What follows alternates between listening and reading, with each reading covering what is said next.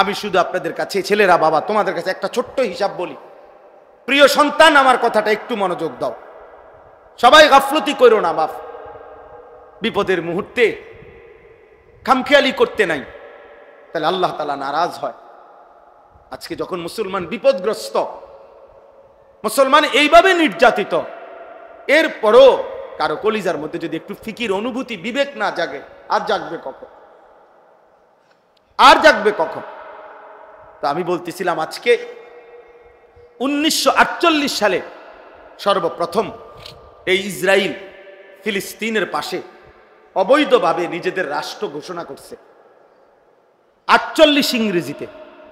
সেই থেকে নিয়ে এই ফিলিস্তিনের মুসলমানদের উপরে তারা জুলুম করতেছে আজকে 77 বছর। এই মজলুম ফিলিস্তিনি রক্ত দিচ্ছে আজকে 77 বছর। কাশ্মীর ইন্ডিয়ার একটি অংশ, কাশ্মীর, এই কাশ্মীরে সংখ্যাগরিষ্ঠ মুসলমান।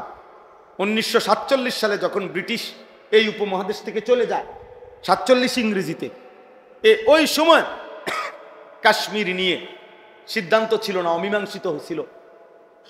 ওই যে 47 সাল থেকে ভারতীয় হিন্দু আধিপত্যবাদ এই কাশ্মীরের মুসলমানদের উপরে জুলুম করতেছে। আজকে 78 বছর ধরে কাশ্মীরের মুসলমান রক্ত দিচ্ছে, এখনো আজাদি পায় না। 78 বছর। 1964 ইংরেজিতে সর্বপ্রথম রোহিঙ্গা মুসলমানরা জুলুমের শিকার হয়েছে এই আর্মি সরকার, সামরিক সরকারের হাতে। সেই থেকে আজকে 61 বছর একটানা রোহিঙ্গা মুসলমানরা জীবন দিচ্ছে। তাইলে প্রিয় ভাই আমার, আমরা এটা বলতে চাই, ফিলিস্তিনের 77 বছর ধরে যদি জীবন রক্ত দেয়, কাশ্মীরে যদি 78 বছর ধরে জুলুমের শিকার হয়, 61 বছর যাবৎ যদি রোহিঙ্গা মুসলমানরা নির্যাতিত হয়, তাহলে তুমি আর আমি কোনোদিন নির্যাতিত হব না, এই নিশ্চয়তা আমরা পাইলাম কোথায়? কি বুঝের উপরে, কি নিশ্চয়তার উপরে আমাদের ছেলেরা নামাজ পড়ে না? মানে কি নিশ্চয়তা পাইছে বলেন? আমাদের মেয়েরা যে পর্দা করে না, আমাদের ঘরে ঘরে যে নাচ গান টেলিভিশন চালাচ্ছেন, আল্লাহর নাফরমানি করছেন, কি বিষয়টা কি? আপনাদেরকে কে জানায় গেছে যে 78 বছরও যদি কোনো অঞ্চলে মুসলমান নির্যাতিত হয়, হব, আরো হইতে পারে, তোমরা হইবা না, তোমরা নিশ্চিত থাকো, এরকম? তাহলে কোন হিসাবে বলেন? আজকে তোমরা যারা ছেলেরা 22 বছর 24 বছর বয়স, 24 বছরে এবার কল্পনা করো, 24 বছরের ফিলিস্তিনি শিশুটা বা ছেলেটা, সে তো কোনোদিন নিরাপত্তা পায় না, জন্ম থেকেই তো সে পথহারা, জন্ম থেকেই তো তার কোনো গন্তব্য নাই। যার বয়স 77 বছর, বয়স্ক বুড়া মানুষটাও তো আজ হায়াত শেষ, কিন্তু নিরাপত্তার আশ্বাস আর খুঁজে পায় না। তাহলে আল্লাহ তাআলা যদি আমাদের উপর থেকে নিরাপত্তার চাদর তুলে নেয়, তো আমাদের কি হবে? আমাদের কি হবে? আমাদের চারদিকে আমাদেরকে সেফ করার জন্য, আমাদের চারদিকে বর্ডারের, আমাদের কাঁটা তারের চতুর্দিকে তো মুসলিম দেশ, ঠিক না? হ্যাঁ, মাতালারো, বুজ্জা মাতালারো নি না হুদা মাতালারো? আমাদের কাঁটা তারের চারদিকে মুসলমান, তো কিতা মাতালারো? হ্যাঁ, না আমাদের কাঁটা তারের ওই পাশের মানুষগুলো কি? তো তো আমাদের উপরে নিরাপত্তা যদি চলে যায়,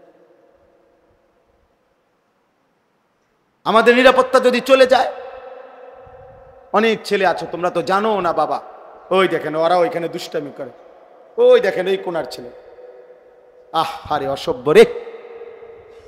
আল্লাহর ঘর মসজিদেও এদের অসভ্যতা থামে না।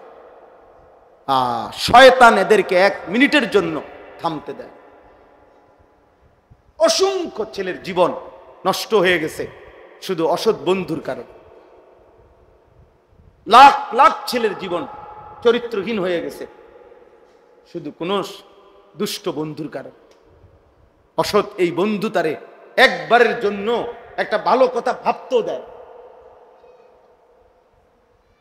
ভালো কথা ভাবতেও দেয়।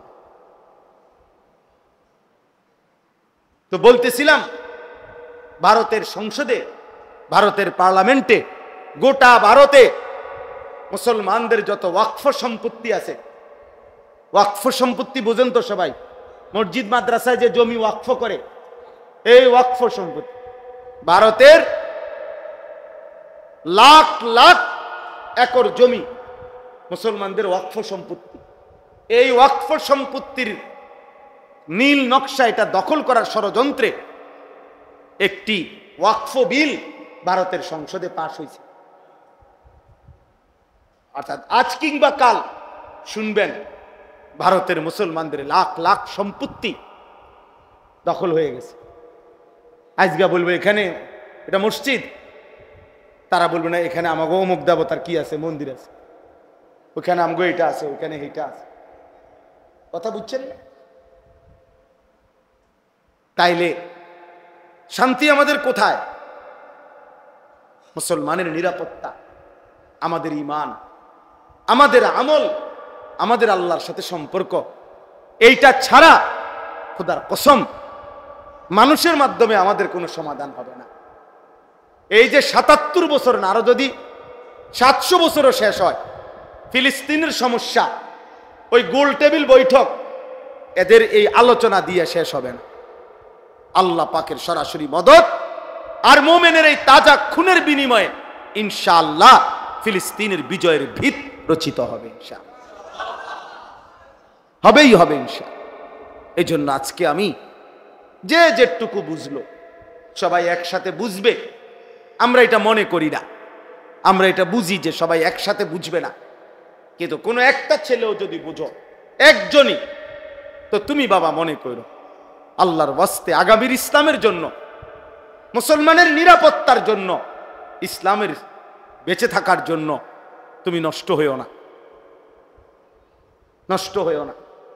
উঠতি গাছ যদি নষ্ট হয়ে যায় তো বড় হবে কেমনে গাছ?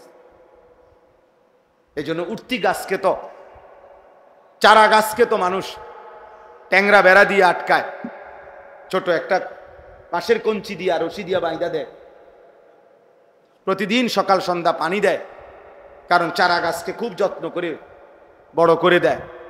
আর তোমরা উঠতি বয়সের ছেলে, 14, 15, 16 বৎসর, এত অল্প বয়সে যদি তোমরা এত চরিত্রহীন হয়ে যাও, 18 বৎসর হতে হতে যদি এত নারী, এত ছবি, এত উলঙ্গ দৃশ্য দেখে ফেলো, বাকিটা জীবন কেমনে চলবা? বাকি হায়াত কেমনে চলবে? তাইলে এই জন্য আমি অনুরোধ করলাম, আজকে এই ইসলাহি মজলিসে আমরা প্রত্যেকেই ভাবি, বাবারা যারা আছেন আপনারা আপনাদের ছেলে মেয়ের নামাজ, আপনাদের স্ত্রীর পর্দা, আপনাদের ঘরের মানুষগুলো কিভাবে নামাজ পড়বে, আল্লাহকে চিনবে, এটার ফিকির করে। আপনি বলিয়েন না যে কোনো বুদ্ধি নাই, না, তাইলে হবে না। হতাশা মোমেনের জন্য কুফরি, এটা মনে রাখবেন, এটা গুরুত্বপূর্ণ কথা। মানে হতাশ হওয়া, হতাশ না হুজুর, যত কথাই কোন আর হইতো না, এটা তো আপনি কি বললেন? হতাশা। হতাশা মোমেনের জন্য কুফরি। কোরআন শরীফের আয়াতে যে হতাশ হয় সে মোমেন হয় না, মোমেন হয় না, মোমেন হতাশ হতে পারবে না। কারণ প্রতিটা অন্ধকার, মনে রাখেন, সুরঙ্গ যত লম্বাই হোক, অন্ধকার যত লম্বাই হোক, সুরঙ্গের শেষ মাথায় আলো আছে, আছে না আলো? অন্ধকারের শেষ মাথায় কি আছে? আলো আছে। অতএব মুসিবতের শেষ মাথায় যে কোনো দিন বিজয়ের আলো আছেই আছে। ইন্না মাআল উসরি ইউসরা, আল্লাহ বলছেন ইউসর আসবেই। এই জন্য আমরা যদি প্রত্যেকে চেষ্টা করি, আমার এই অনুরোধটাই, ছেলেরা তোমাদেরকেও বলি, বাবা তোমাদের আবারও বলছি, এই চুল ছেড়ে দাও। তোমরা কমপক্ষে এতটুকু প্রমাণ করো যে তুমি মুসলমান, তোমার কলিজায় মুসলমানের প্রতি ভালোবাসা আছে। আল্লাহর প্রতি, রাসূলুল্লাহ সাল্লাল্লাহু আলাইহি সাল্লামের প্রতি। তুমি যদি স্লোগান দাও তো ফিলিস্তিনের পক্ষে, আর ইসরায়েলের ইহুদিরা যদি তোমার এই লেবাস দেখে ওরা হাসবে, ওরা জিজ্ঞেস করবে যে বাবা কার মতো সাইজা কারে গাইলাম। তোমার যদি জিজ্ঞাসা করে তুমি যে কইলা ইসলামের শত্রুরা হুঁশিয়ার সাবধান, আরে শত্রু, ইসলামের শত্রু যদি তোমারে জিগায় যে হে ইসলামের বন্ধু পেশাব কইরা ফানি লওনি,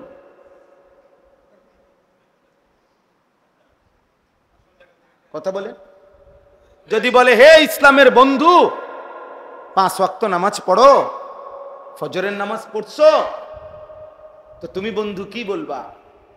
শত্রু তখন বলবে একটা সেজদাও যার কপালে নাই সেই ইসলামের বন্ধু হলো কেমনে, আর আমি বা শত্রু হইলাম কেমনে? এই জন্য ভাইয়া ইমান চাই। তো বোকা মানুষ না হইয়া গরু ছাগল হইলে ভালো ছিল। গরু ছাগলও তো এত বোকা। আতা কুল্লা শাইইন খালকাহু সুম্মা হাদা, কোরআন শরীফ আল্লাহ বলেন আমি প্রত্যেক সৃষ্টিকে, আমি আল্লাহ সৃষ্টি করেছি, প্রত্যেককেই তার গন্তব্য চলার জন্য একটি দিক নির্দেশনা আমি আল্লাহ দিয়েছি। প্রত্যেক সৃষ্টিকে তার উপযোগী কিছু দিক নির্দেশনা আল্লাহ তাআলা দিয়েছে। এই জন্য গরু হিসেবে চলার জন্য যে কদ্দুর দিক নির্দেশনা দরকার আল্লাহ তাকে এটা দিয়েছে। একটা কুকুরকেও আল্লাহ তাআলা চলার জন্য একটা দিক নির্দেশনা দিচ্ছেন। এই জন্য কুকুর নইলে লাঠি দেখলে দৌড় দেখা, সে তো এটা তো বুঝার কথা না, এটা লাঠি নাকি ফোম সেইটা তো বুঝার কথা, হ্যাঁ তো বুঝে, হ্যাঁ নইলে দৌড় মারে কা, লাঠি দেখলে দৌড় দেয় কা, খাবার দেখলে আগা একা, ঠিক না চাচা? তাহলে বুঝা গেল তাকে তার উপযোগী চলার জন্য যেটুকু হেদায়েত দরকার, দিক নির্দেশনা দরকার, আল্লাহ তাকে ওটুকু দিচ্ছেন। আর পূর্ণাঙ্গ হেদায়েত আল্লাহ তাআলা ইনসানকে দান করেছেন। এজন্য কোরআনুল কারীমের মধ্যে আল্লাহ বলছে ইন্না হাদাইনাহুস সাবিলা, ইন্না হাদাইনাহুস সাবিলা ইম্মা শাকিরান ওয়া ইম্মা কাফুরা।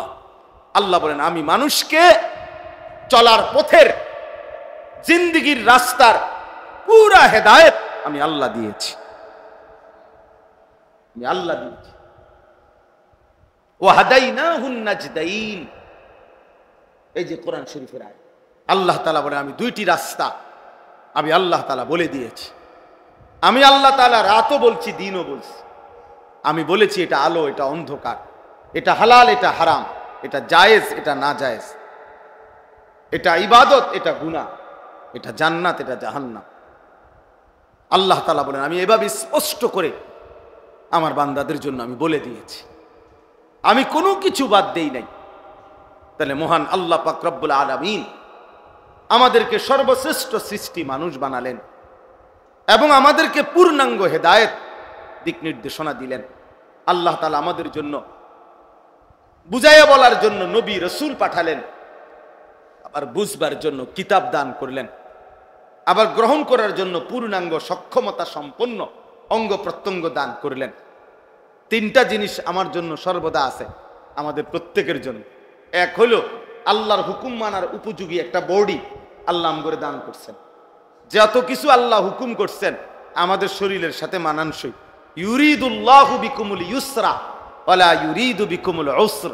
আল্লাহ বলে বান্দা একটা বিধান তৈরি করতে গিয়েও আল্লাহ বলে বান্দা বিশ্বাস করো তোমার জন্য কঠিন হোক আমি এটা চাইনি, আমি চাই নাই বান্দা, আমি তোমারে বানাইছি। আমি একটা হুকুম দিতে গিয়ে প্রতিটা হুকুমের ক্ষেত্রে আমি তোমার জন্য যেন সহজ হয় আমি এটা চেয়েছি, আমি খেয়াল রেখে দিছি, আমি খেয়াল রেখেছি। মা জাআলা আলাইকুম ফিদ্দীন মিন হারাজ। আল্লাহ বলে দ্বীনের ব্যাপারে আমার বিধানের নামে আমি আল্লাহ তাআলা তোমাদের উপরে কোনো কঠিন বোঝা চাপিয়ে দেই নাই, একটাও না, একটাও। আপনি আমারে সারাদিন বললেন, আল্লাহ তাআলা বলে দিনে বলছি রোজা রাখতে, তো রাত্রে বলছি তারাবি পড়তে, সন্ধ্যায় বলছি ইফতার করতে, তো শেষ রাত্রে বলছি সাহারি খাইতে। তুমি দেখো আমার হুকুমের মধ্যে ব্যালেন্স আছে। ভারসাম্যতা আছে। আমি আল্লাহ তাআলা একসাথে সব বোঝা চাপাই দেই নাই, একসাথে করি নাই। তাহলে আল্লাহ তাআলা আমাদেরকে আল্লাহকে মানার যোগ্যতা সম্পন্ন একটি শরীর স্বাস্থ্য দিয়েছেন। 2 নাম্বার হলো আমাদেরকে আল্লাহর রাস্তা, আখিরাতের রাস্তা বুঝিয়ে বলার জন্য প্রত্যেক যুগে আল্লাহ তার মনোনীত বান্দা, যাদেরকে নবী রাসূল এবং নবী রাসূলদের পরবর্তী উলামায়ে কেরাম আল্লাহ তাআলা সব যুগে পৃথিবীতে রেখেছেন। আপনারা একজন চাচা বলেন, ছোটবেলায় শুনছেন কিনা কোনোদিন যে আজ থেকে 100 বছর আগে একবার এমন হয়েছিল যে পৃথিবীতে কোনো হুজুর নাই? এমন ঘটনা শুনছেন? বোঝেন নাই? আপনি শুনছেন না জীবনে কোনোদিন যে বিশ্বাস করেন 1992 সালে একবার 6 মাস এরুম হয়েছে যে কি নাই, কোনো হুজুর নাই পৃথিবীতে? এমন ঘটনা পেয়ে না না থাকতে পারে, কিন্তু হুজুর থাকবে না। আদা রসুন না থাকতে পারে, চাল ডাল কম হয়ে যেতে পারে, কিন্তু পৃথিবীতে আল্লাহর জমিনে মানুষের হেদায়েতের জন্য, মানুষকে আল্লাহর পথ বলার জন্য নবী এবং রাসূল এবং তাদের পরবর্তী উলামায়ে কেরাম আল্লাহ তাআলা সর্বযুগে আল্লাহর কুদরতি ভাবে ধারাবাহিক চালু রাখছেন।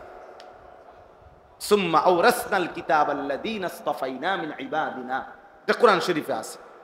আর 3 নাম্বার হলো বুঝবার জন্য আল্লাহ তাআলা আসমানি কিতাব ওয়াহী, আল্লাহর আসমানি ওহী সর্বদাই পৃথিবীতে জমিনের মধ্যে রেখেছেন।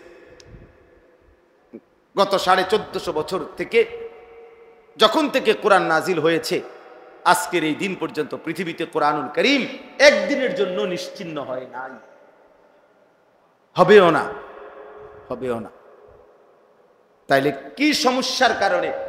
যুবক ছেলেরা তোমাদেরকে বলি, বাবা বয়স্ক বাবা আপনাদেরকেও বলি, কি সমস্যার কারণে আপনাদের এই ছেলেরা 1 ওয়াক্ত নামাজ পড়ে না? আপনি জবাব দেন। কি নামাজ পড়ার মতো যোগ্যতা তার শরীরে নাই? বুঝাইয়া বলার জন্য কি কোনো হুজুর নাই? বুঝবার মতো কি কোনো কিতাব জমিনে নাই? কি ছিল না? কি সমস্যার কারণে? কি সমস্যা? হাসরের ময়দানে জবাব দিতে হবে, বাবাকেও জবাব দিতে হবে, সন্তানকেও জবাব দিতে হবে, সন্তানকেও জবাব। আমারও 2 ছেলে আছে, ফজরের নামাজের জন্য প্রতিদিন উঠাইতে আমারও কষ্ট হয়। আমার ছোট ছেলের বয়স 7 বছর, 7.5 বছর, কিন্তু যতক্ষণ না উঠে দরকার হলে 10 বার ডাক দিয়া হইল দাঁড়ায় থেকে উঠাইয়া ওযু করে এরপরে একসাথে বাপফুত মসজিদে যাই। এটা আমার জিম্মাদারি, আমার উঠাইতে হবে আমার বাচ্চাকে, এটা আমার দায়িত্ব। আমার সন্তানের নামাজ শুধু তার নামাজ না, আল্লাহর কসম আমার সন্তানের সেজদার মধ্যে তারও আখিরাত আমারও আখিরাত, আমার বিবির পর্দার মধ্যে আমারও আখিরাত বিবিরও আখিরাত। আমার স্ত্রীর বেপর্দার কারণে তাকেও জবাবদিহি করতে হবে, স্বামীকেও জবাবদিহি করতে হবে। আমার ছেলের বেনামাজি জিন্দেগির কারণে, অসভ্যতার জিন্দেগির কারণে বাপকেও সমপরিমাণ জবাবদিহি করতে হবে। আমনে বাপ হইছেন, লগের রুমে ঘুমাইছেন, আমনের ফুতে পাশের রুমে সারা রাত উলঙ্গ ছবি দেখে মোবাইলে, আমনে বইয়া বইয়া সিরা চাবান, হ্যাঁ অপদার্থ। আপনি বুঝেন না, আপনি সিরা খান, আপনি বুঝেন না। আপনার চেহারা, পুতের চেহারা দেখলে বোঝেন না যে এই জানোয়ারের মতো চেহারা কই বানাইলো? কোন কার চুল এগুলো ভাইয়া? বলো বলো মিয়া, একটা ছেলে বলো। মুসলমানের ঘরে যদি জন্ম নিয়ে থাকো বেটা, ফিলিস্তিনের যদি 1 ফোঁটা রক্ত দেখে থাকোস বেটা, মায়ের বুকের রক্ত যদি দেখো, গাজার মুসলমানের রক্ত যদি তোমার কলিজার মধ্যে দেখো, একবার যদি কোনো চোখে ইসরায়েলের ইহুদি কুত্তাদের এই জুলুম যদি দেখবার পর তুই মুসলমানের বাচ্চা হইলে এমন চুল রাখবার কথা ছিল না বেটা। এ তো বেঈমানের চুল, এ তো বেঈমানের চুল বেটা। কেমনে পারলি যুবক? এই যুবক কেমনে পারলি? বেঈমানের মতো কেমনে সাজলি বেটা? যারা আমার মাকে, যারা আমার বোনকে, সন্তানকে বোমার আঘাতে, যাদের ইমানদারের লাশ আকাশে উড়ে ছিন্ন ভিন্ন হয়ে টুকরা টুকরা হয়ে গেছে,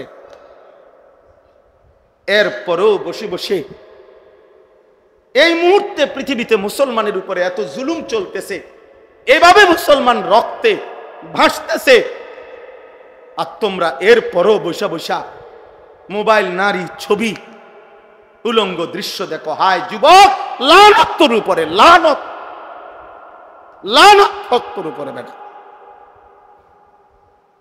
লানত তোর উপরে বেটা। তুই কোন মার ঘরে জন্ম নিলি বেটা? তোর শরীরে এক ফোঁটা রক্ত নাই, এক বিন্দু বিবেক নাই তোর কাছে বেটা? কিভাবে সম্ভব বলে? কিভাবে এত বিবেকহীন হয় মানুষ? মুসলমানের বাচ্চা এত বিবেকহীন হয়? ছি ছি ছি ছি ছি, আমার কাছে রীতিমতো আশ্চর্য লাগে এটা। তোমরা দেখতেছ কিভাবে মুসলমানকে হত্যা করছে। সেই আমরা শুনছি, কিতাবে পড়ছি, উহুদের যুদ্ধে হযরত হামজা, নবীর চাচা, ওনারে কাইটা টুকরা টুকরা করে ফেলছে। আজ আবার আমরা ফিলিস্তিনে দেখলাম, গাজাতে দেখলাম, ইমানদারের লাশ টুকরা টুকরা হয়ে গেছে। মুমিনের লাশ। আর তোমরা চুলের ফ্যাশন করো। কোন ছাগলে দেখে তোমাদের এসব চুল? এই ছেলেরা বলো মিয়া, একটা ছেলে দাঁড়ায় বলো, কোন পাগলে বেটা তোর চুল এটি দেখে বেটা? কোন পাগলে দেখে বেটা? মাতাল কেন রাখলি বেটা বেঈমানের মতো চুল বেটা? তুই মুসলমানের মায়ের দুধ খাস তাই বেটা? এই জন্য আজকে যদি লজ্জা থাকে, যদি এক পবিত্র মায়ের দুধ খাইয়া থাকো, আমি বললাম তাহলে চুল কাইটা ফেলো, সমান চুল রাখো। বেঈমানের মতো সাজবা কেন? এগুলো তো কাফেরের সাজ। খ্রিস্টান খেলোয়াড় তোমার প্রিয় হবে কেন? বেঈমান খেলোয়াড় তোমার প্রিয় হবে কেন? ছি ছি ছি ছি। মুসলমান তো তাকে বলে প্রয়োজনে সে না খেয়ে মরে যাবে, প্রয়োজনে পেটে পাথর বাঁধবে, তো বেঈমানের কাছে মাথা নত করবে। জানো না ছেলেরা, ফিলিস্তিন হারবে না, ফিলিস্তিনই জিতবে। হ্যাঁ ইনশাআল্লাহ, গাজার মুসলমানই জিতবে। ইসরায়েলের কুত্তারা আজ কিংবা কাল হেরেই যাবে ইনশাআল্লাহ। মুসলমান এখনো মরে নাই, রক্ত দিচ্ছে, শুধু শহীদের খুন ঝরতেছে, কিন্তু হেরে যায় নাই। ইসরায়েল জিতে নাই, ফিলিস্তিন হারে নাই। ইমানদার মুজাহিদ মাটির নিচে হাজার হাজার আছে, রেডি আছে। চূড়ান্ত লড়াই হবেই হবে ইনশাআল্লাহ। আল্লাহর বিজয়, আল্লাহর সাহায্য আসবেই আসবে ইনশাআল্লাহ, এতে কোনো সন্দেহ নাই। যদি দেখো কোনোদিন, যদি শুনো কোনোদিন যে ফিলিস্তিনের মাটির উপরে আর একজন মুসলমানও জীবিত নাই, তবুও সেদিন মনে রাখো বিজয় মুসলমানেরই হবে। বলে কিভাবে? কিভাবে সেটা আসমানওয়ালা দেখাবে কিভাবে। হ্যাঁ, 5ই আগস্টের জালেম কেমনে ভাগবো তার 1 ঘন্টা আগে কেউ কোনো হিসাব বুঝাইতে পারছে না। যখন ভাগছে তখন সবাই বুঝছে এইভাবে ভাগে, এইভাবে ভাগে। এর আগে কেউ হিসাব মিলাইতে পারছে না। 16 বছরের জুলুমবাজ কেমনে পলাবে এটার ক্যালকুলেশন কেউ করতে পারছে না। কিন্তু আল্লাহ যখন চেয়েছে ঠিকই পলাইছে। এটাই স্বাভাবিক, এটাই স্বাভাবিক। অতএব ইসলাম হারবে না, মুসলমান হারবে না। হেরে গেছো তুমি, কারণ তুমি নিজের ধর্মকে বিসর্জন দিছ। তুমি তোমার ঈমানকে বিসর্জন দিয়া আল্লাহর নবী সাল্লাল্লাহু আলাইহি সাল্লামের সুন্নাতকে ত্যাগ করে তুমি বেঈমানের সাজে সাজলা। ঈমানদার দুর্বল হয় না কখনোই। দুর্বল হব কেন আমরা? কারণ ঈমানদারের এই রক্ত, শহীদের এই তাজা খুন কোরআন শরীফে আছে। সূরা ইয়াসিনের মধ্যে একজন ঈমানদার, তাকে পুরা কওম মারতে মারতে কাফের সম্প্রদায় যখন চূড়ান্ত শহীদ করে ফেলতেছিল, তখন ওই ব্যক্তিটা, যিনি একাই ঈমানদার ছিলেন, একটি জাতির মধ্যে একজন মানুষ ছিল মুমিন, আর পুরা জাতি কাফের, সবাই মিলে যখন উনারে মারতেছে, মারতে মারতে যখন হত্যা করবে, শহীদ হবে, তখন আল্লাহ পাক রব্বুল আলামিন ফেরেশতাকে বলছে আমার জান্নাতটা তার সামনে নিয়ে ধরো। কোরআন শরীফে আছে সরাসরি কিলা দুখুলিল জান্নাহ। ফেরেশতা তখন ওই বান্দার, ওই ইমানদারের চোখের সামনে জান্নাত ধরে বলতেছে উদখুলিল জান্নাহ, এই বান্দা, এই মুমিন, এক্ষুনি জান্নাতে ঢোকো। উদখুলিল জান্নাহ, কোথায় ঢোকো? জান্নাতে ঢোকো। ক্বালা ইয়া লাইতা কওমি ইয়ালামুন। ওই ইমানদার তখন বলল, হায় আমার জাতি যদি আমারে বুঝতো, আমার জাতি যদি এই দৃশ্য দেখতো। বিমা গফারালি রব্বি ওয়া জালানি মিনাল মুকরামিন। তিনি বললেন, হায় আমার কওম যদি বুঝতো, তাদের এই প্রতিটা আঘাতের বিনিময়ে আমার আল্লাহ আমারে মাফ করে দিয়েছে। ওয়া জালানি মিনাল মুকরামিন, আমারে সম্মানিত বান্দাদের অন্তর্ভুক্ত করে দিয়েছে। ওরা দামি হয়ে গেছে যারা জীবন দিচ্ছে। দুনিয়াবাসী দেখতেছে রক্ত ঝরছে, ফেরেশতারা দেখতেছে জান্নাতে খেলাধুলা করতেছে। এজন্য যুবক ভাই, ছেলেরা, বাবা, মুসলমান হয়ে এতটা নষ্ট হওয়া ঠিক না বাবা। এতটা তুমি আরেকবার মনে করো তুমি মুসলমান। যার বাবা মুসলমান, তার মা মুসলমান, যার বংশ মুসলমান, সে চরিত্রহীন হবে কেন? এক জাররা পরিমাণও নষ্ট হইতে পারবে। আমি আপনার পেশাবের উপরে দাঁড়াই, আপনার মধু খাওয়াবো কেন? মানে আমি হারামের উপরে কামাই করে বিবি বাচ্চার মুখে হাসি ফুটাইতে হবে, তাদের আবদার পূর্ণ করতে হবে, এটা তো আমার কেউ বলে নাই। আল্লাহও বলে নাই, রাসূলুল্লাহ সাল্লাল্লাহু আলাইহি সাল্লামও বলে নাই। এই জন্য এটা বোঝা উচিত আমার। তোমরা বৈশা বৈশা বাবা, আপনি আপনার সাথের এই ছেলেদেরকে দেখেন, ওদেরকে এখানে আনছেন কি উদ্দেশ্যে বলেন? ওরা আপনার পাশে দাঁড়ায় রয়েছে কি উদ্দেশ্যে? সবাই মিলে এই একটা মোবাইল নিয়ে যদি সবাই ব্যস্ত থাকো ভাই ছেলেরা, আল্লাহর কথা শুনবা কখন? কার জন্য এগুলা উঠাও? তোমার এগুলা কোন ফাগলে দেখবো? এগুলা কার মোবাইল নাই, কার কাছে ওয়াজ নাই? প্রত্যেকে একটা একটা মোবাইল ধরে রাখছ, তো তোমার নিজের ফিকির কই? এগুলা দিয়ে তো মানুষের উপকার করবা, নিজের। এই জন্য স্ট্যান্ড ছাড়া যে মোবাইল হাতের, একজনও মোবাইল তুলবা। পছন্দ না হলে মসজিদ থেকে চলে যাও, কোনো অসুবিধা নাই বেটা। কিন্তু ফালতু, গাফেল, অমনোযোগী, এমন ফালতুকে হাজার বছরও বলে কোনো লাভ নেই। গাফেল আল্লাহর দুশমন, কোরআনের কথা। গাফেল জাহান্নামী, কোরআন শরীফে আছে। ওই যে ওই এই ছেলে অপদার্থ কোথাকার বেটা।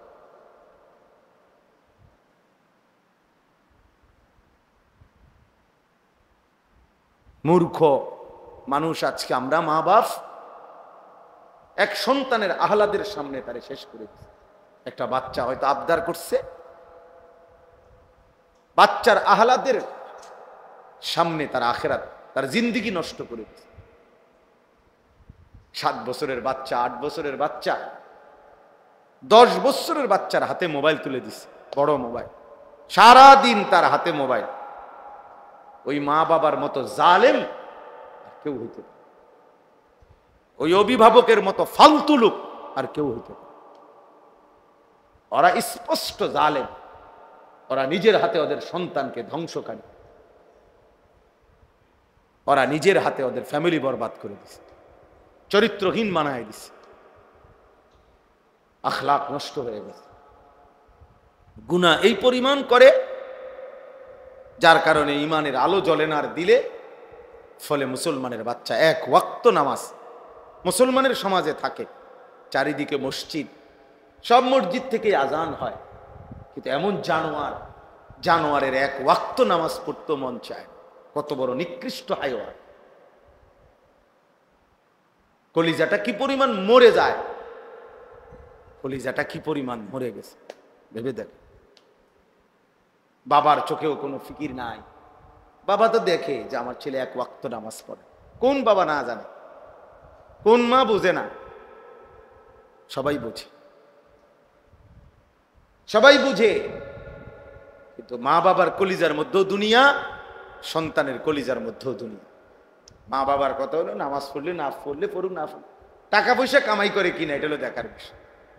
দেশে হোক বিদেশ যাইয়া হোক, পয়সা রোজগার করে, খালাস, আর কোনো টেনশন নেই, ফোলা লাইনে আছে। আর যদি টাকা পয়সা ঠিক মতো না দেয়, ফোলাগা বেলাইনে কি হুজুর কতখানি দিয়ে চাইছি, কোনো হানি খায় না, চাকরি করে না, পয়সা নাই। এই জন্য নাই তো এতটা ছোট বাচ্চার হাতে মোবাইল ওঠার কথা না। যদি গাফেল মা বাপ না হতো, গাফেল না হতো, আপনি বলবেন আমি আমার ছেলের সাথে পারি না, হুজুর বলছি শুনে না, মিথ্যা কথা, 100% মিথ্যা কথা, 100 মিথ্যা কথা। পারছেন না মানে আপনি কি ব্যাড হইতে হয়েছেন? আপনার 8 বছরের বাচ্চার আহ্লাদ, তারই আপনি সংশোধন করতে পারেন না, আমনের মতো আকামলা দিয়ে হইব কিতা? হ্যাঁ, আপনি কি আমনের মতো বেড়া দিয়ে হইবটা কি?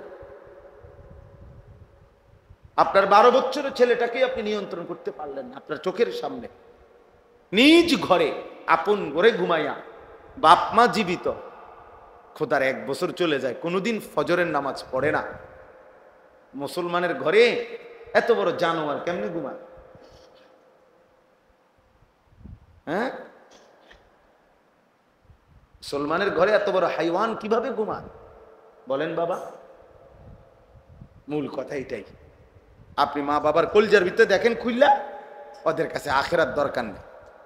আখেরাত দরকার হইলে ওরা চিল্লাইতো, ওরা গড়াগড়ি দিয়া কাঁদতো, ওরা আহাজারি করতো, আহা আমার ছেলে তো নামাজ পড়ে না, তা আমার ছেলের জীবন ভবিষ্যৎ কি, আমার ভবিষ্যৎ কি? ভবিষ্যৎ তো বাপ বুড়া কাল রে কয় না, ভবিষ্যৎ কয় আখেরাত কি। দুনিয়া পুরাটাই বর্তমান। আপনি বইয়ের ভাষার ভবিষ্যৎ অতীতকাল, এটা আরেক কথা। বইয়ের ভাষায় তো অনেক কিছুই আছে, অনেক বই, অঙ্ক বইয়ের মধ্যে তো লেখা আছে 1 কেজি চাইলের দাম ধরি 1 টাকা, ধরেন নাম না, যাইয়া বাজারে কর না যে বই লেখছে।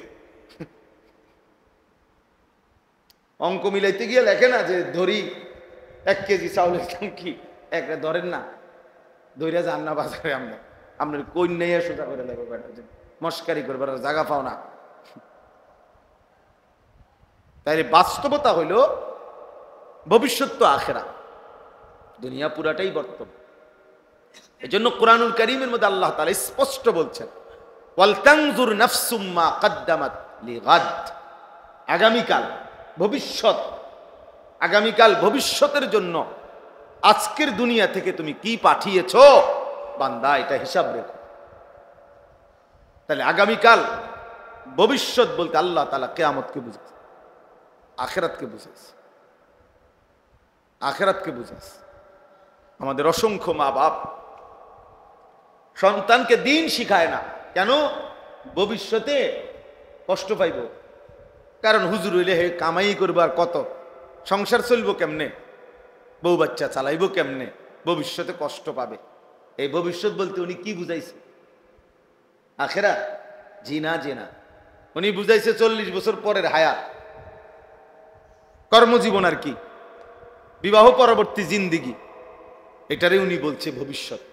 না, বিবাহ পরবর্তী জিন্দিগি ভবিষ্যৎ না। ভবিষ্যৎ শুধুই কেবল আখিরাত। ভবিষ্যৎ শুধুই কেবল কি বলেন? আখিরাত। আল্লাহ কোরআনে বলছে মা কদ্দামাত লিগাদ, আগামীকাল ভবিষ্যতের জন্য আজকের দুনিয়া থেকে তুমি কি পাঠিয়েছো বান্দা, হিসাব রেখো, হিসাব রেখো। এজন্য প্রিয় ছেলেরা, গুনাহ করতে পারাকে চালাকি মনে করো না। গুনাহ চালাকি না, গুনাহ অসভ্যতা। নারী দেখো, ছবি দেখো, নাটক দেখো, জিনা দেখো, বেবিচার দেখো, উলঙ্গ দৃশ্য দেখো, সারাদিন মোবাইলে নাচ গান যারা দেখো, এক ওয়াক্ত নামাজ পড়ো না, পড়তে মনও চায় না, কেউ তোমারে ডাকেও না, মাও না, বাপও না, গ্রামবাসীও না, পাড়ারও না, কেউ তোমারে কদূর ফেরাইতেও চাইতেছে না, কেউ তোমারে ডাকে না, এমন অভিশপ্ত, এমন মালউন কেমনে হইলা? কারণ একটাই তোর উপরে আল্লাহর লানত পড়ছে, এই জন্য তোরে আর কেউ ডাকে না। আমার মা 70 বছর বয়স, আমার এখন জিগা, আমার আম্মা বাইচা আছে, আমি প্রায়ই বলি আমার মায়ের বয়স 70-75 হবে, বুড়া হয়ে গেছে, মা একদম অসুস্থ, এখনো আমার মা আমারে জিগায়, ফুত নামাজ উঠছুন, নামাজ উঠছুন, খোদার কসম। আমার বয়স 44 বছর, মা আমাকে আজও জিজ্ঞেস করে, ফুত নামাজ উঠছুন, তোমারে ডাকে না কেন? কেউ তোমারে, কারণ অভিশপ্ত জীবন, আল্লাহর গুনাহ, আল্লাহর নাফরমানি অব্যাহত করার কারণে আল্লাহ তাআলার রহমের দৃষ্টি তার থেকে সরায় দিছে, এই জন্য গোটা মাখলুকাতের কাছে সে ঘৃণিত। এটা হাদিস। রাসূলুল্লাহ সাল্লাল্লাহু আলাইহি সাল্লাম বলেন, আল্লাহ যখন কাউকে ভালোবাসে, আল্লাহর ভালোবাসার ঘোষণা আল্লাহর গোটা সৃষ্টির কাছে পৌঁছে যায়, গোটা মাখলুকাত তখন তাকে ভালোবাসে। আবার আল্লাহ যখন কাউকে অপছন্দ করে, তো গোটা সৃষ্টির কাছে এই অপছন্দের ঘোষণা পৌঁছে যায়, গোটা সৃষ্টিই তাকে অপছন্দ করে। তখন অপরিচিত মানুষও তারে দেখলে কয়, কিরে, তারে দেখতে তো বোঝা যায় ফুটটা ঘর, বাবা ঘর তো দেখলেই মনে হয়, দেখলেই তো বোঝা যায় ডাইল ঘর, দেখলেই তো বোঝা যায় বেনামাজ।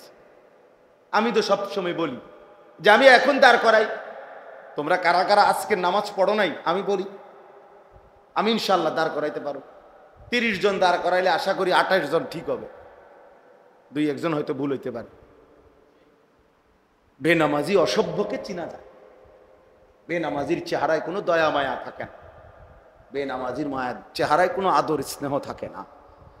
এ আল্লাহর অভিশপ্ত বান্দা, মালউন রাজিম বান্দা, অভিশপ্ত বান্দা। যার কপালে সেজদা নাই সে অভিশপ্ত। কেন? প্রমাণ কি? কোরআন। যেদিন থেকে ইবলিস সেজদা দেয় নাই, সেদিন থেকেই আল্লাহ তাকে বলছে, আজকের থেকে তুমি রাজিম, অভিশপ্ত। এর আগে বলে নাকি? কি ছুটে গেছে? সেজদা ছুটে গেছে, একটা সেজদা দেয় না। আদম আলাইহিস সালামকে 10টা সেজদা করতে কইছিল, একটা সেজদা দেয় নাই। আল্লাহ তাআলা বলছে, ফখরুজ, বের হও, ফা ইন্নাকা রাজিম, তুমি অভিশপ্ত, রাজিম। আউযু বিল্লাহি মিনাশ শাইতানির রাজিম, বিতাড়িত, মানে দুধ, অভিশপ্ত শয়তান। প্রিয় ছেলেরা, বাবারা, এটা বোঝা উচিত।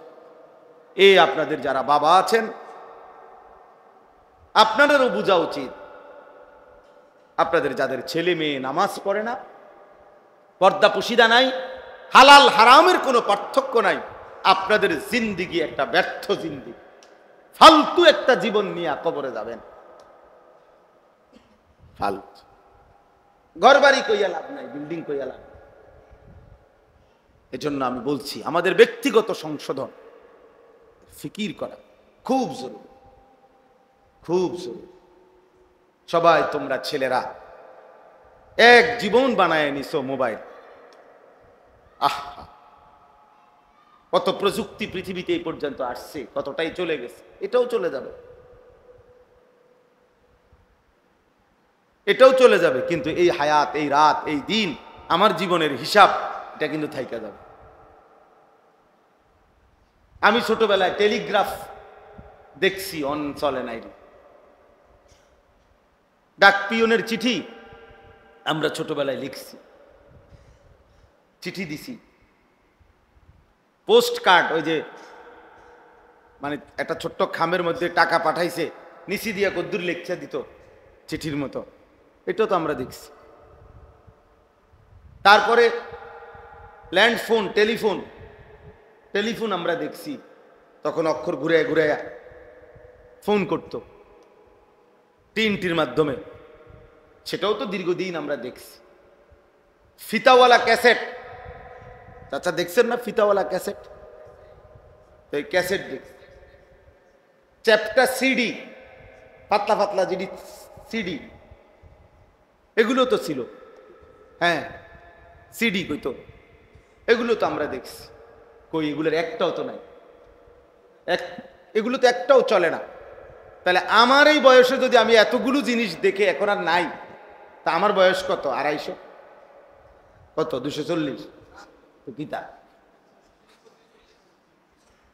আমার বয়স তো এমন না যে আমার বয়স 250 বছর, 44 বছর। 1981 সালে আমার জন্ম, 44 বছর। তাহলে 44 বছরের ভিতরে যদি এতগুলো প্রযুক্তি পৃথিবী থেকে হারিয়ে যায়, আগামী 44 বছর পরে তোমরাও দেখবা এই সব প্রযুক্তির অনেক কিছু নাই। কিন্তু তোমার রাত তোমার দিন, আমার রাত আমার দিন, এই ভালো এই মন্দ, এই গুনাহ এই ইবাদত, এটা কোনো দিন এই ডান কাদার বাম কাদের আমল নামা থেকে মুছবে না। এটা নিয়েই আমাকে হাসরের ময়দানে দাঁড়াইতে হবে। ওয়াকুল্লা ইনসানিন আলজামনাহু তায়রাহু ফি উনুকি। আল্লাহ তাআলা বলেন, আমি প্রত্যেকটা মানুষের আমল নামা তার ঘাড়ে লটকায় দেব। এই নারী, এই অসভ্যতা, এই অশ্লীলতা, ওই দেখেন, ওই দেখেন, ওই হাইওয়ানকে দেখেন, কারে বলে খবরে না।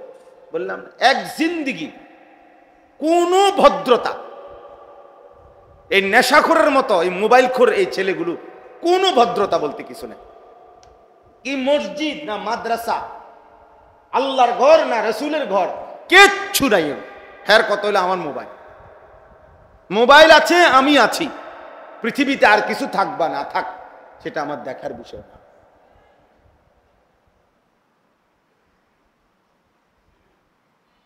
আর কিছু দেখার বিষয়। আফসুস জিন্দিগি বাবা, আফসুস এই জীবনের উপরে, আফসুস। হতভাগ্য ওই জীবন, যে জীবন তার মালিককে চেনেন। অথচ আল্লাহ তাআলা কোরআনুল কারীমের মধ্যে বলছেন, ওয়ালাকাদ কাররামনা বনি আদম, আমি আল্লাহ বনি আদমকে সবচেয়ে সম্মানিত বানিয়েছি, আমার সর্বশ্রেষ্ঠ মখলুকাত বানিয়েছি ইনসানকে, মানুষকে।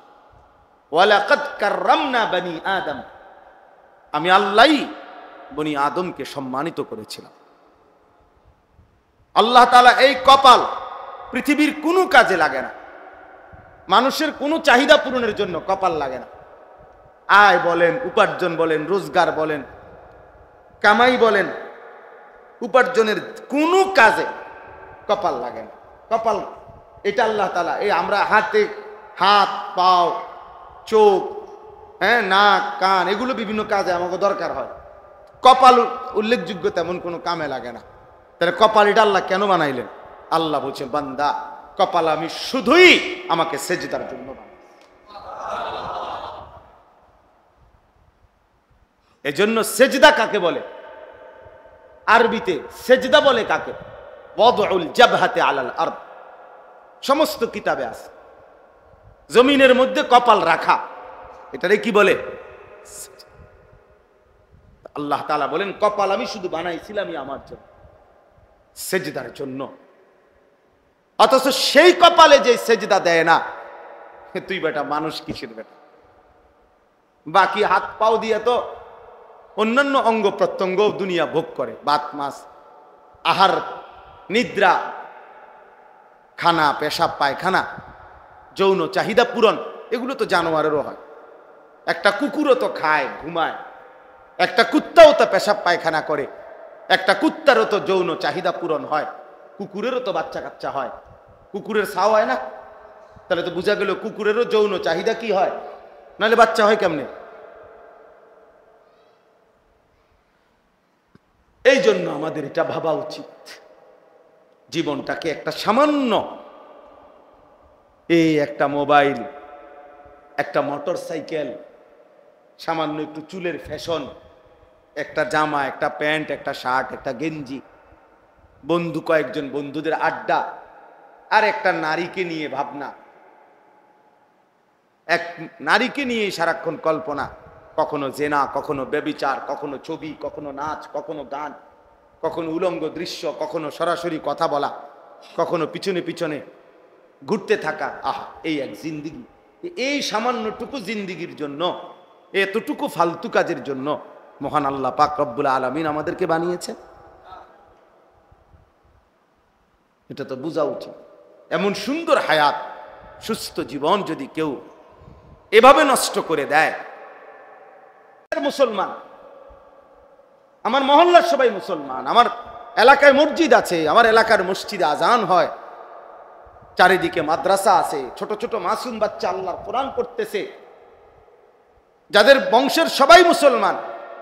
এত মুসলমানের ভিতর দিয়া ইসলাম থাকার পরিচয়ের পরে সে এক ওয়াক্ত নামাজ না পড়ে এরকম সমাজে বসবাস কেমনে করে বাবা? এটা একজন বাবা মেনে নেয় কেমনে? একজন মা মেনে নেয় কিভাবে? একটি সমাজ কেমনে মেনে নিবে? আপনাদের চাচাদের কাছে আমি বললাম, চা দোকানে বসে বসে মানুষের বদনাম ফালতু না করে, শুধু শুধু ফালতু কথা না বলে আপনাদের মহল্লার এই ছেলেগুলারে কিভাবে নামাজি বানাবেন ফিকির করেন। আল্লাহ তাআলা ফিকির করলে কোনো না কোনো কৌশল আল্লাহ আপনার কলিজার মধ্যে ঢেলে দিবেন। আপনি ফিকির করেন, কি করতে পারি আমি? আরে 30 বছরেও যদি আমি একজন আল্লাহর বান্দাকে যদি আল্লাহর দিকে ফিরাইতে পারি, খোদার কসম, রাসূলুল্লাহ সাল্লাল্লাহু আলাইহি ওয়াসাল্লাম বলছে, গোটা আরবের সমস্ত দামি ওট যদি তোমারে দেওয়া হয় হাদিয়া, তার চাইতেও বেশি উত্তম তোমার দ্বারা একজন ব্যক্তি আল্লাহর পথ পাওয়া। ফাওয়াল্লাহি লা আন ইয়াহদিয়াল্লাহু বিকা রাজুলান ওয়াহিদান খায়রুন লাকা মিন হুমুরিন নাআম। একজন। তাইলে আমাদের প্রত্যেককে কি বলছে যে কমপক্ষে 10,000 মানুষকে তুমি হেদায়েত করতে হবে? তো অসুবিধা কি? আমার অসুবিধা কি? আমার মেহনতে না দরকার, আমি পরিশ্রম করে যাই, আমি বলে যাই, আমি কালেমার ফেরি করলাম, আখিরাতের ফেরি করলাম। হেদায়েত তো দিবে আসমানওয়ালা, সিদ্ধান্ত ফয়সালা তো দিবে কে? আল্লাহ। আল্লাহ। আমার সমস্যা কি? আমার তো নেকি হবে। আমার 30 বছর বলার দ্বারা যদি কেউ আল্লাহর দিকে না ফেরে, অসুবিধা কি? এমন বহু নবী ছিলেন যেই নবীদের পুরা জিন্দিগি কালেমার দাওয়াত দেওয়ার পরেও একজনও, একেবারে স্পষ্ট হাদিসে আছে, এমনও নবী আছেন যাদের হাতে একজনও কালেমা পড়ে নাই। তাহলে উনি ব্যর্থ। নবী ব্যর্থ হয় তো তাইলে আর সমস্যা কি? যেখানে কোনো কোটা নাই যে আপনি কমপক্ষে 10 জনের কি বানাইতে হইব, হেদায়েত করতে হইব, এমন কোনো কোটা আছে কি না? না, এনে কোটা তো নাই। এমনও তো কোটা মুক্ত আন্দোলনই হয়েছে, জামেলাই তো বাজ্যে কোটা লইয়া, তাইলে কোটাই তো নাই। কাজে আমরা প্রত্যেকেই, আপনারা ফিকির করেন, আমরা, আমার বাবারা, আমি শেষ করতে চাচ্ছি। আমি শুধু আপনাদের কাছে, ছেলেরা, বাবা, তোমাদের কাছে একটা ছোট্ট হিসাব বলি। প্রিয় সন্তান, আমার কথাটা একটু মনোযোগ দাও। সবাই গাফলতি করো না বাপ। বিপদের মুহূর্তে খামখেয়ালি করতে নাই, তাহলে আল্লাহ তাআলা নারাজ হয়। আজকে যখন মুসলমান বিপদগ্রস্ত, মুসলমান এইভাবে নির্যাতিত, এরপরও কারো কলিজার মধ্যে যদি একটু ফিকির, অনুভূতি, বিবেক না জাগে, আর জাগবে কখন? আর জাগবে কখন? তো আমি বলতেছিলাম, আজকে 1948 সালে সর্বপ্রথম এই ইসরায়েল ফিলিস্তিনের পাশে অবৈধভাবে নিজেদের রাষ্ট্র ঘোষণা করছে 48 ইংরেজিতে। সেই থেকে নিয়ে এই ফিলিস্তিনের মুসলমানদের উপরে তারা জুলুম করতেছে আজকে 77 বছর। এই মজলুম ফিলিস্তিনি রক্ত দিচ্ছে আজকে 77 বছর। কাশ্মীর ইন্ডিয়ার একটি অংশ, কাশ্মীর, এই কাশ্মীরে সংখ্যাগরিষ্ঠ মুসলমান। 1947 সালে যখন ব্রিটিশ এই উপমহাদেশ থেকে চলে যায়, 47 ইংরেজিতে, ওই সময় কাশ্মীর নিয়ে সিদ্ধান্ত ছিল না, অমীমাংসিত হয়েছিল। ওই যে 47 সাল থেকে ভারতীয় হিন্দু আধিপত্যবাদ এই কাশ্মীরের মুসলমানদের উপরে জুলুম করতেছে। আজকে ৭৮ বছর ধরে কাশ্মীরের মুসলমান রক্ত দিচ্ছে, এখনো আজাদি পায় না। ৭৮ বছর। ১৯৬৪ ইংরেজিতে সর্বপ্রথম রোহিঙ্গা মুসলমানরা জুলুমের শিকার হয়েছে এই আর্মি সরকার, সামরিক সরকারের হাতে। সেই থেকে আজকে ৬১ বছর একটানা রোহিঙ্গা মুসলমানরা জীবন দিচ্ছে। তাইলে প্রিয় ভাই আমার, আমরা এটা বলতে চাই, ফিলিস্তিনের ৭৭ বছর ধরে যদি জীবন রক্ত দেয়, কাশ্মীরে যদি ৭৮ বছর ধরে জুলুমের শিকার হয়, ৬১ বছর যাবৎ যদি রোহিঙ্গা মুসলমানরা নির্যাতিত হয়, তাহলে তুমি আর আমি কোনোদিন নির্যাতিত হব না, এই নিশ্চয়তা আমরা পাইলাম কোথায়? কি বুঝের উপরে, কি নিশ্চয়তার উপরে আমাদের ছেলেরা নামাজ পড়ে না? মানে কি নিশ্চয়তা পাইছে বলেন? আমাদের মেয়েরা যে পর্দা করে না, আমাদের ঘরে ঘরে যে নাচ গান টেলিভিশন চালাচ্ছেন, আল্লাহর নাফরমানি করছেন, কি বিষয়টা কি? আপনাদেরকে কে জানায় গেছে যে ৭৮ বছর যদি কোনো অঞ্চলে মুসলমান নির্যাতিত হয়, হব, আরো হইতে পারে, তোমরা হইবা না, তোমরা নিশ্চিত থাকো, এরকম? তাহলে কোন হিসাবে বলেন? আজকে তোমরা যারা ছেলেরা 22 বছর 24 বছর বয়স, 24 বছরে এবার কল্পনা করো, 24 বছরের ফিলিস্তিনি শিশুটা বা ছেলেটা, সে তো কোনো দিন নিরাপত্তা পায় না, জন্ম থেকেই তো সে পথহারা, জন্ম থেকেই তো তার কোনো গন্তব্য নাই। যার বয়স ৭৭ বছর, বয়স্ক বুড়া মানুষটাও তো আজ হায়াত শেষ, কিন্তু নিরাপত্তার আশ্বাস আর খুঁজে পায় না। তাহলে আল্লাহ তাআলা যদি আমাদের উপর থেকে নিরাপত্তার চাদর তুলে নেয়, তো আমাদের কি হবে? আমাদের কি হবে? আমাদের চারদিকে আমাদেরকে সেফ করার জন্য, আমাদের চারদিকে বর্ডারের, আমাদের কাঁটা তারের চতুর্দিকে তো মুসলিম দেশ, ঠিক না? হ্যাঁ, মাতালারো, বুজ্জা মাতালারো নি না হুদা মাতালারো? আমাদের কাঁটা তারের চারদিকে মুসলমান, তো কিতা মাতালারো? হ্যাঁ, না আমাদের কাঁটা তারের ওই পাশের মানুষগুলো কি? তো তো আমাদের উপরে নিরাপত্তা যদি চলে যায়, আমাদের নিরাপত্তা যদি চলে যায়, অনেক ছেলে আছে, তোমরা তো জানো না বাবা, ওই দেখেন ওরা ওইখানে দুষ্টামি করে, ওই দেখেন এই কোনার ছেলে, আহারে অসভ্য রে! আল্লাহর ঘর মসজিদেও এদের অসভ্যতা থামে না। শয়তান এদেরকে 1 মিনিটের জন্য থামতে দেয়। অসংখ্য ছেলের জীবন নষ্ট হয়ে গেছে শুধু অসৎ বন্ধুর কারণে। লাখ লাখ ছেলের জীবন চরিত্রহীন হয়ে গেছে শুধু কোন দুষ্ট বন্ধুর কারণে। অসৎ এই বন্ধু তারে একবারের জন্য একটা ভালো কথা ভাবতেও দেয়, ভালো কথা ভাবতেও দেয়। তো বলতেছিলাম, ভারতের সংসদে, ভারতের পার্লামেন্টে, গোটা ভারতে মুসলমানদের যত ওয়াকফ সম্পত্তি আছে, ওয়াকফ সম্পত্তি বোঝেন তো সবাই, মসজিদ মাদ্রাসায় যে জমি ওয়াকফ করে, এই ওয়াকফ সম্পত্তি ভারতের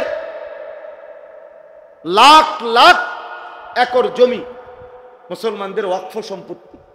এই ওয়াকফ সম্পত্তির নীল নকশা এটা দখল করার ষড়যন্ত্রে একটি ওয়াকফ বিল ভারতের সংসদে পাশ হয়েছে। অর্থাৎ আজ কিংবা কাল শুনবেন ভারতের মুসলমানদের লাখ লাখ সম্পত্তি দখল হয়ে গেছে। আজকে বলবো এখানে এটা মসজিদ, তারা বলবে না এখানে আমাকে অমুক দেবতার কি আছে, মন্দির আছে, ওখানে আমগো এটা আছে, ওখানে এইটা আছে। কথা বুঝছেন না? তাইলে শান্তি আমাদের কোথায়? মুসলমানের নিরাপত্তা আমাদের ঈমান, আমাদের আমল, আমাদের আল্লাহর সাথে সম্পর্ক। এইটা ছাড়া খোদার কসম মানুষের মাধ্যমে আমাদের কোনো সমাধান হবে না। এই যে ৭৭ বছর না, আরো যদি ৭০০ বছরও শেষ হয়, ফিলিস্তিনের সমস্যা ওই গোল টেবিল বৈঠক এদের এই আলোচনা দিয়ে শেষ হবে না। আল্লাহ পাকের সরাসরি মদদ আর মোমেনের এই তাজা খুনের বিনিময়ে ইনশাআল্লাহ ফিলিস্তিনের বিজয়ের ভিত রচিত হবে, ইনশাআল্লাহ হবেই হবে ইনশাআল্লাহ। এই জন্য আজকে আমি যে যেটুকু বুঝলো সবাই একসাথে বুঝবে, আমরা এটা মনে করি না, আমরা এটা বুঝি যে সবাই একসাথে বুঝবে না, কিন্তু কোনো একটা ছেলেও যদি বুঝো, একজনই, তো তুমি বাবা মনে করো আল্লাহর ওয়াস্তে আগামীর ইসলামের জন্য, মুসলমানের নিরাপত্তার জন্য, ইসলামের বেঁচে থাকার জন্য তুমি নষ্ট হইও না, নষ্ট হইও না। উঠতি গাছ যদি নষ্ট হয়ে যায় তো বড় হবে কেমনে গাছ? এই জন্য উঠতি গাছকে তো, চারা গাছকে তো মানুষ ট্যাংরা বেড়া দিয়ে আটকায়, ছোট একটা পাশের কঞ্চি দিয়ে রশি দিয়ে বাইন্দা দেয়, প্রতিদিন সকাল সন্ধ্যা পানি দেয়, কারণ চারা গাছকে খুব যত্ন করে বড় করে দেয়।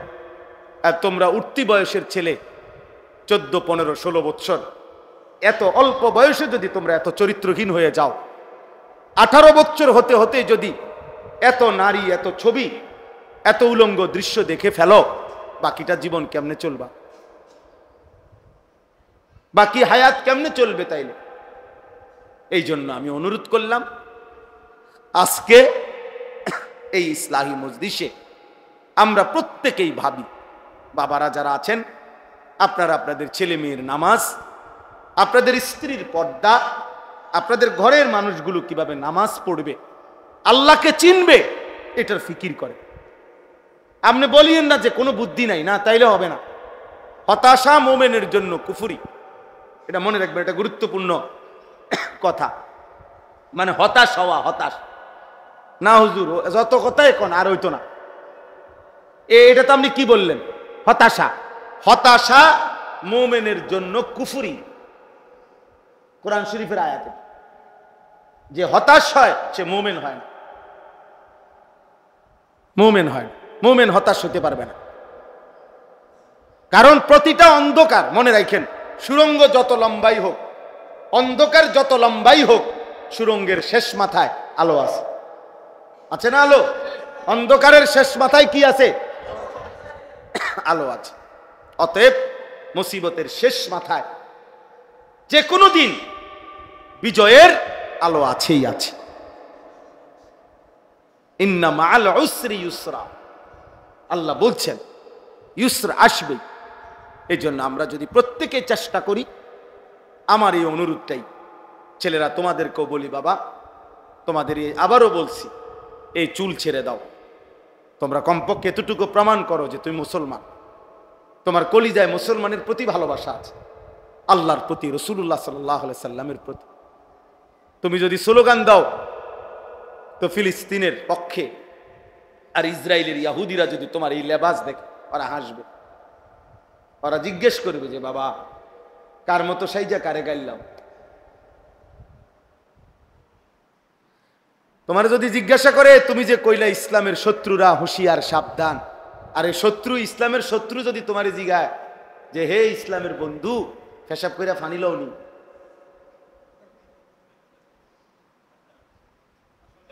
কথা বলে, যদি বলে হে ইসলামের বন্ধু 5 ওয়াক্ত নামাজ পড়ো, ফজরের নামাজ পড়ছো, তো তুমি বন্ধু কি বলবা? শত্রু তখন বলবে একটা সেজদাও যার কপালে নাই, সেই ইসলামের বন্ধু হলো কেমনে, আর আমি বা শত্রু হইলাম কেমনে? এই জন্য ভাইয়া ঈমান চাই, তাকওয়া চাই, সেজদা চাই, আল্লাহর গোলামি চাই। আল্লাহ তাআলা আমাদের সবাইকে তৌফিক দেয়, কবুল করেন। আজকের এই মজলিসকে আল্লাহ তাআলা ভরপুর বরকত দান করেন। এখন তোমরা যারা আসছো মসজিদের ভিতরে, আমার একটা অনুরোধ, আজকের এশার নামাজ পড়েই শুরু করো জিন্দেগির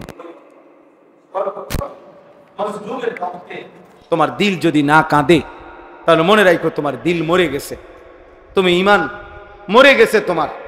এই মরা ঈমান দিয়া তুমি আগাইতে পারতা না। আল্লাহ আমাদের সন্তানদেরকে, বাবাদেরকে, পর্দার আড়ালের মা বোনদেরকে সকলকে ঈমান আমলের জিন্দেগি দান করেন। আমিন। সুবহানাল্লাহি ওয়া বিহামদিহি, সুবহানাকাল্লাহুম্মা বিহামদিকা, আশহাদু আল্লা ইলাহা ইল্লা আনতা আস্তাগফিরুকা ওয়া আতুবু ইলাইক। আর কোনো কথা?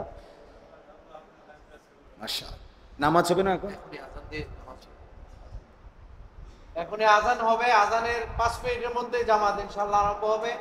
আর আমি হুজুর যেহেতু প্রত্যাশী ছিলেন প্রচন্ডভাবে, মানুষকে আল্লাহ মুখী করতে চেয়েছেন, কিন্তু এত দরদ, এত মায়া, এত মহব্বত উম্মতের প্রতি যাদের ছিল, সেই নবীরাও প্রত্যেকেই আলাদাভাবে নিজের ফিকির করছে। এই কথাটাই শুধু বলতে চাই।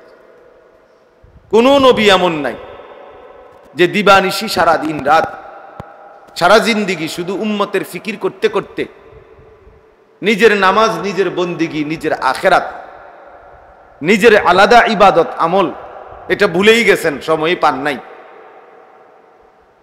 সময়ই পান না। এটা এরকম নাই, এমন কেউই নাই। বরং প্রত্যেক আম্বিয়ায়ে কেরাম নিজের জন্য আলাদা ফিকির করছে, নিজের আখেরাত, নিজের পরকাল। এজন্য সব নবীদের দোয়া, বিভিন্ন নবীদের দোয়া কোরআন শরীফে আছে। সেই দোয়াগুলোর মধ্যে এক বচনের শব্দ ব্যবহার হয়েছে এমন অনেক দোয়া আছে, অর্থাৎ নবী নিজের জন্য বলছে, তাওয়াফানি মুসলিমান ওয়া আলহিকনি বিসসালিহিন। এই যে দোয়া, ইউসুফ আলাইহিস সালামের দোয়া, আল্লাহ আপনি আমাকে আপনার আনুগত্যশীল বান্দা মুসলিম হিসাবে মৃত্যু দিয়েন, আমারে আপনার প্রিয় বান্দাদের অন্তর্ভুক্ত করে দিয়েন। তাহলে এই যে আমাকে মানে নিজের ব্যাপারে বলছে। নূহ আলাইহিস সালাম বলছেন যখন তুফান আসবে তখন তিনি দোয়া করছেন, রব্বিগফিরলি ওয়া লিওয়ালিদাইয়া ওয়া লিমান দাখালা বাইতিয়া মুমিনান ওয়া লিল মুমিনিনা ওয়াল মুমিনাত। আল্লাহ আমাকে মাফ করে দেন, এরপর আমার মা বাপকে মাফ করে দেন, এবং যে কয়জন ইমানদার পুরুষ এবং নারী আমার দলভুক্ত হয়েছে তাদেরকে মাফ করে দেন। তাহলে ভাঙ্গিয়া ভাঙ্গিয়া বলছে, আমাকে মাফ করে দেন, আমার মা বাপকে মাফ করে দেন, এরপরে ইমানদার নারী পুরুষকেও মাফ করে দেন। আলাদা খেয়াল করছে নিজের কথা। ইব্রাহিম আলাইহিস সালাম দোয়া করছেন, কোরআন শরীফে আছে, রব্বানাগফিরলি ওয়া লিওয়ালিদাইয়া ওয়া লিল মুমিনিনা ইয়াওমা ইয়াকুমুল হিসাব। এই যে আল্লাহ আপনি আমাকে মাফ করে দেন, রব্বানাগফিরলি ওয়া লিওয়ালিদাইয়া আমার মা বাপকে মাফ করে দেন, ওয়া লিল মুমিনিন সমস্ত মুমিনদেরকে মাফ করে দেন। তাহলে আলাদা আলাদা বলছি কিনা? আলাদা আলাদা। তাহলে বোঝা গেল নিজের ফিকির ভুলে যাওয়া। 60 বছর সংসার করতে করতে উনি নামাজ পড়তে আসছেন, ওটা সালাক। 60 বছর জিফুত মানুষ করতে করতে, বাড়ি ঘর বিল্ডিং করতে করতে উনি আর হালাল হারামের পার্থক্য করার সুযোগ পাইছে। সংসারের লাগে সুদ খাইছে, জিফুতের লাগে। জিফুতের মুখে হাসি ফুটাবার জন্য কিস্তি নিছে, 2 নম্বরই 3 নম্বরই হালাল হারাম মিশ্রিত করছে। মানে এর অর্থ কি? সন্তানের ভালো দেখতে গিয়ে নিজের আখিরাত নষ্ট করে দিয়েছে, নিজের কথা ভুলে গেছে, নিজের কথা ভুলে গেছে। 18,000 টাকা 12,000 টাকার বেতন চাকরি, এটা করতে গিয়ে এক ওয়াক্ত নামাজ পড়ার টাইম পাইছেন। সামান্য একখান সাদওয়ানদারি করতে গিয়ে দিন শেষে সারাদিন বেচ্চা সব জায়গা ধুইয়া টাকা নলে 300-400 লাভ হয়, এইটুকুর জন্য এক ওয়াক্ত নামাজ পড়তে পারে না। সংসার করে ওরা, সংসার সাজায়, নিজের আখিরাত বরবাদ করে দিচ্ছে, নিজের আখিরাত বরবাদ করে দিচ্ছে। এই যে নাফরমানি, এই যে মূর্খতা, এর চাইতে বড় মূর্খতা আর কি? এই সংসারের জন্য হুজুর আমি কি না করছি? কি করছেন কোন? বিল্ডিং করছি, জমি কিনছি, ছেলে বিদেশ পাঠাইছি, মেয়ে বিয়ে দিছি, 10 শতক জায়গা লইছি, রাস্তার লগে আরো কদ্দুর জায়গা কথাবার্তা কইতিস, আশা করি দিয়ে দিব। বাহ, এই 60 বছরে উনি নিজের জিন্দিগি বুঝাইতেছে। হালাল হারামের কোনো পার্থক্য নাই। এই যে বেফিকির, নিজের ভুলে যাওয়া, নিজের কবর, নিজের আখেরাত, নিজের পরকাল, এর চাইতে বোকামি আর কিচ্ছু। এই জন্য আমি সবার কাছে অনুরোধ করলাম, আমার আজকের বয়ানের জন্য না, শুধু সবসময়ের জন্য এটা বললাম, আমাদের এটা উচিত এ কথা খেয়াল রাখা। আমার ঈমান, আমার নামাজ, আমার ইবাদত, আমার মুআমালাত, আমার লেনদেন শতভাগ ঠিক রেখে অন্যের কল্যাণ, আমি আমার